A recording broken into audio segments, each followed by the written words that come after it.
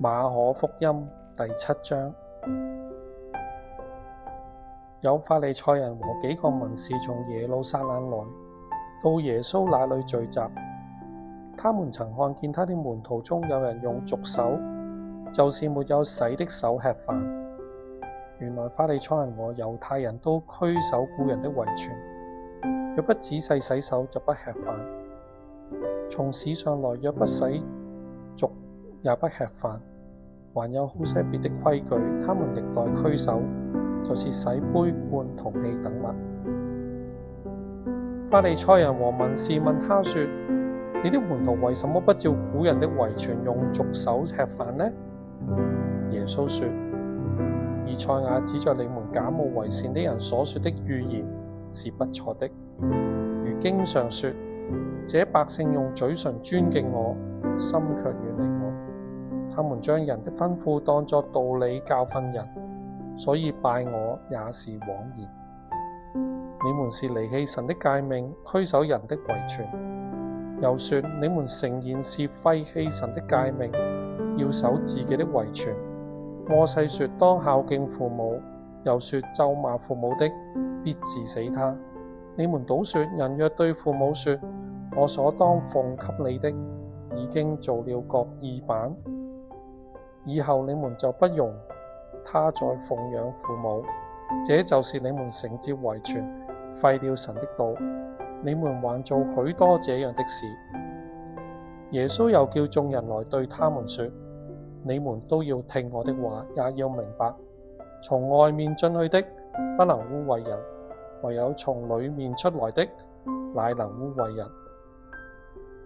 耶穌離開眾人進了屋子，門徒就問他這比喻的意思。耶穌對他們說：你們也是這樣不明白嗎？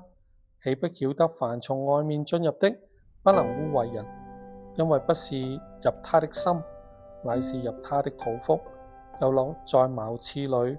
就是說各樣的食物都是潔淨的。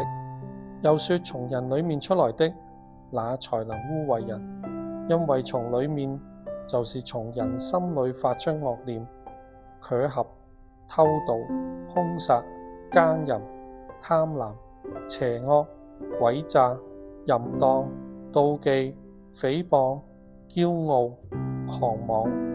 這一切的惡都是從裡面出來，且能污穢人。耶穌從那裡起身，往推羅西頓的境內去，進了一家，不願意人知道，卻隱藏不住。當下有一個婦人，她的小女兒被污鬼附着，聽見耶穌的事，就來俯伏在他腳前。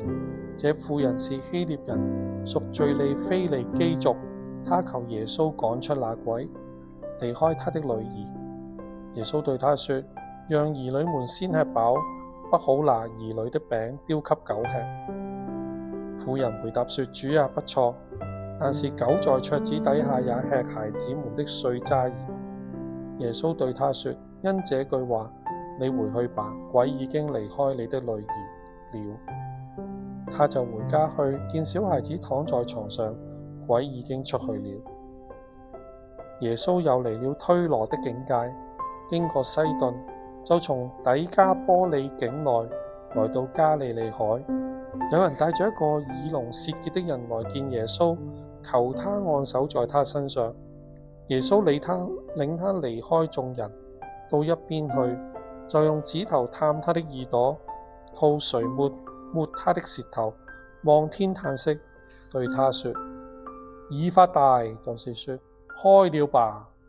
他的耳朵就開了，舌結也解了，說話也清楚了。